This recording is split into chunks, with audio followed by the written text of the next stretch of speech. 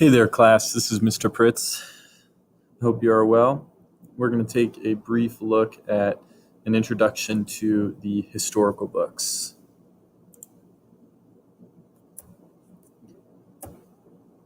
So up to this point in the biblical narrative, the Bible has covered a long period of time, about 4,000 years from Genesis to Deuteronomy. So we're going to get a little bit of context and background for the historical books before we jump in.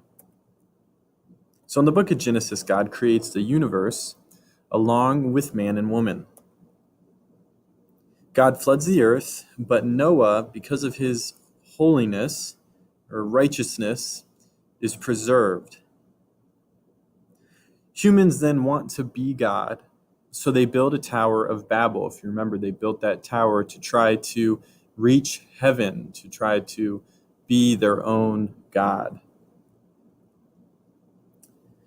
God then calls Abraham to lead a multitude. He says, I will make you a father of many, a father of a nation. A family is formed and grows into a nation under Abraham, Isaac, and Jacob. That nation is oppressed in Egypt for about 400 years. And God calls Moses to lead this nation out of Egypt. Moses then leads them in the book of Deuteronomy, in the book of Numbers, leads them through the wilderness, Exodus as well, leads them through the wilderness to the edge of the promised land. And if we remember, Moses does not get to enter into the promised land. So what are the historical books? In our English Bibles, there are 12 historical books: Joshua, Judges, Ruth, 1st and 2nd Samuel, 1st and 2nd Kings, 1st and 2nd Chronicles, Ezra, Nehemiah, and Esther. Let's zoom the camera out and take a huge narrative overview of the historical books. What do the historical books cover? What are the significant markers that we will see throughout these books? First, Israel's entry into the promised land under Joshua's leadership. So in the beginning, we have a transition of leadership from Moses, who is not allowed to enter into the promised land, and Joshua taking over Moses' spot as the leader of Israel. We have Israel's life in the land under the judges, and then the transition to kingship. So we have an entire book after the book of Joshua, which charts out Joshua's leadership. We have the book of Judges. The time of Judges is a very interesting and sad time for this nation of Israel. They go through a cycle of sin, calling upon God, falling into destruction from surrounding nations, and then God sending and appointing a judge to save them from their oppressors. And then we transition from a time of judges, who are sort of an informal governor or government over the nation, into a kingship. We then see a division of the nation into two rival kingdoms. So we have a civil dispute, a civil war, if you will, and we have Israel and Judah. We'll then see life in both of those kingdoms. We'll see the downfall and exile of each of those kingdoms. We'll see life in exile for each of those kingdoms. And then finally, we'll see Judah's return from exile. So these books span close to 1,000 years of history. So it's not surprising that the stories include many ups and downs. There's many generations that we will see that are charted out throughout this narrative.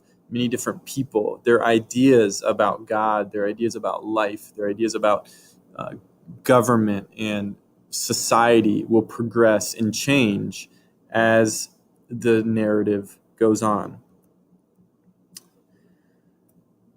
Each historical book is unique. This is a little bit different than the Pentateuch. The Pentateuch, we have one book made up of 5 books, all written by Moses.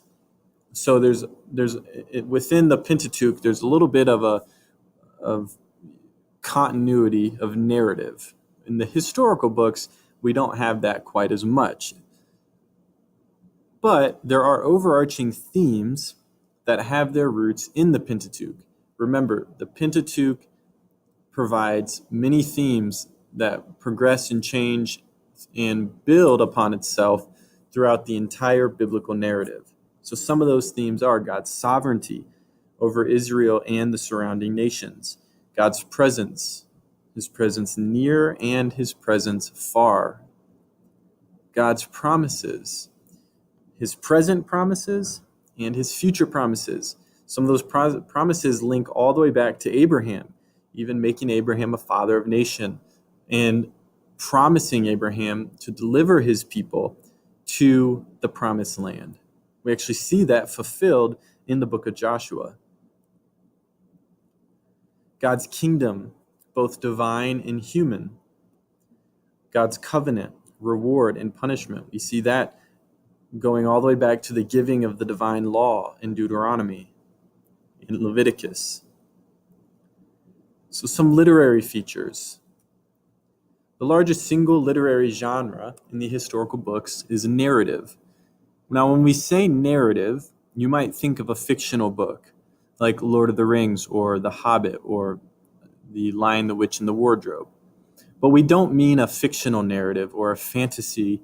We mean historical narrative. So these are nonfiction, true stories inspired by God, written by human authors, charting out the life and growth of the nation of Israel. And specifically in this narrative, we have the two kingdoms of Israel and Judah.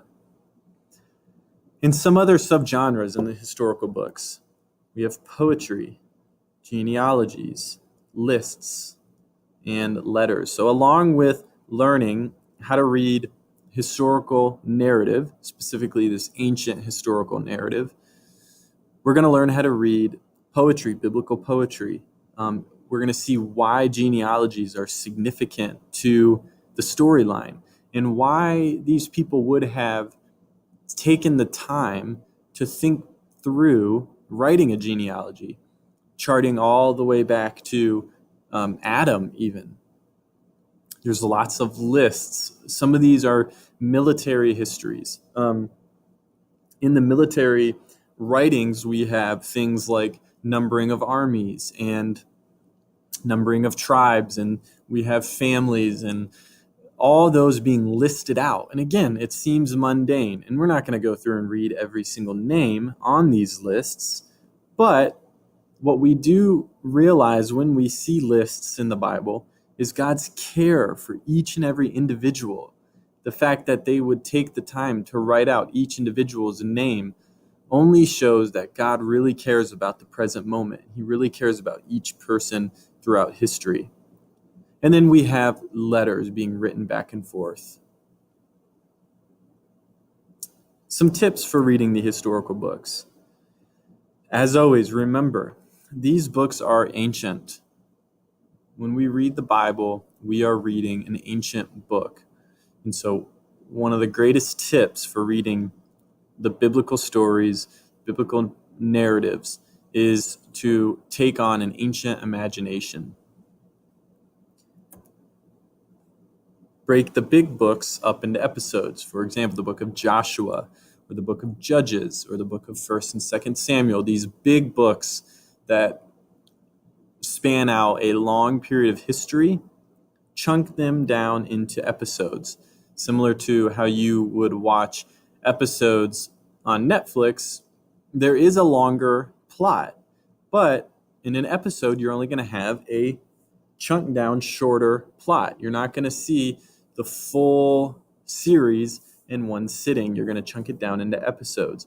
And so we're going to do the same thing with these biblical books. Read the shorter books like Ruth and Esther in one sitting.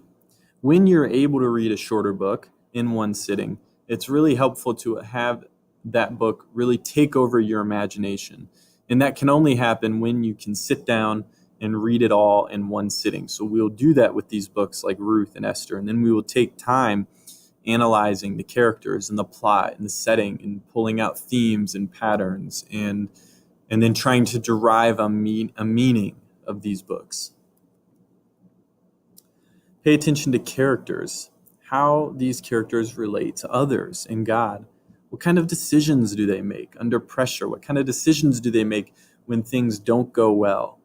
For example, in the book of Judges, we're going to look at some really good judges, some really poor judges. And we're going to, not every character in the Bible is a good example for us. It's one thing you'll learn very quickly as we embark on this exploration of the historical books.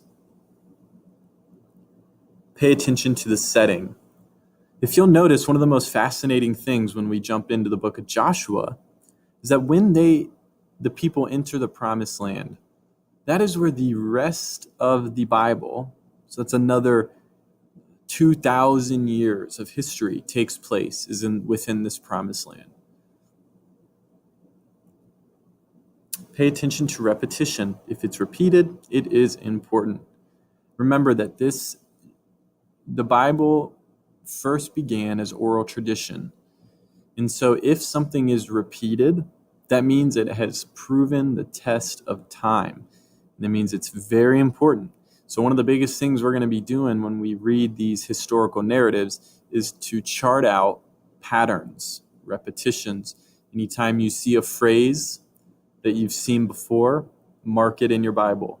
Make note of that. And then if you continue to see it, you can start to look for a pattern. Why is this said every single time the character walks into this area of the promised land? Why is this certain thing seen over and over and over? Why do they continue to build altars over and over? Those sorts of things, if it's repeated, we need to make note of it. So that is the tips for reading the historical books. I hope this introduction has been helpful. We are just scraping the surface. We're going to dig much more into these books in class.